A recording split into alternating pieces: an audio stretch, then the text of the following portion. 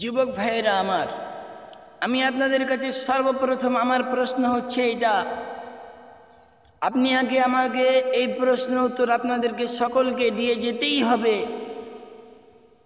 আপনি বিড়ি খাবেন, আপনি সুদ খাবেন, আপনি মদ খাবেন, আপনি জর্দা খাবেন, আপনি গোল করবেন, আপনি জেনা করবেন, আপনি ব্যভিচার করবেন, আপনি সুদ খাবেন, এরকম হারাম কাজে আপনি যদি লিপ্ত থাকবেন, আবার নামাজও পড়বেন, হারাম কাজেও লিপ্ত থাকবেন, আবার নামাজও পড়বেন, উকি তাহলে আপনি নামাজ পড়বেন কেন? যদি আবার নামাজ পড়েন তাহলে এইগুলো খাবেন কেন? আপনি কেন এইগুলো খাবেন? জর্দা খাবেন কেন? গুল করবেন কেন? বিড়ি খাবেন কেন? কেন এসব খাবেন?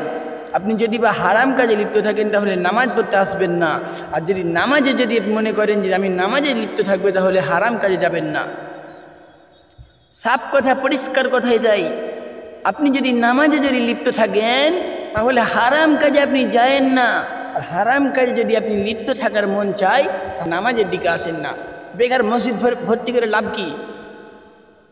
মসজিদকে গোটাই ভরে লাভ কি?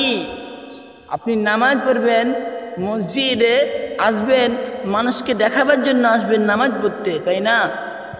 আপনি এদিকে বিড়ি খাচ্ছেন, তখন মানুষকে দেখাতে পারেন না। আপনি গুল করছেন, মানুষকে দেখাতে পারেন না। আপনি জেনা করছেন, মানুষকে দেখিয়ে জেনা করতে পারেন না। আর আপনি নামাজ পড়তে আসছেন, তখন মানুষকে দেখিয়ে নামাজ পড়বেন না। ওকে মুসলমান বলা যাবে না, সেই হলো মুনাফিক। সে হলো মুনাফিক, তাকে মুসলমান বলে যাবে না। সে যদি আমার ভাই হয়, ভাইকে ভাই বলেও পরিচয় দেওয়া যাবে না।